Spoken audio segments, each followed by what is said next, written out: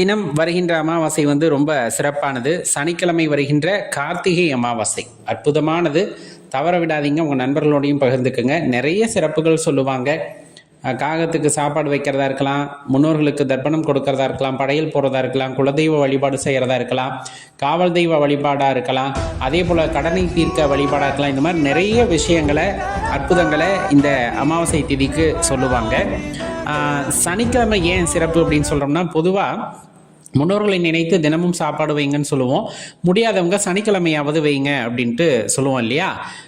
அமாவாசை திதிக்கு முன்னோர்களை வழிபடுவோம். இந்த மாதம் பார்த்தீங்க அப்படின்னா இந்த சனிக்கிழமையும் அமாவாசை திதியும் இணைந்தே வருவதால் நீங்கள் மனதார முன்னோர்களை நினைத்து கொண்டு காகத்திற்கு சாப்பாடு வைக்கலாம். ஒன்று.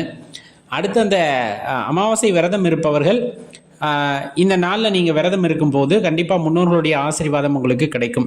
அது ஒரு வகையில் சிறப்பானது. அந்த கடனை தீர்ப்பதற்கு என்ன பண்ணலாம் அப்படின்னு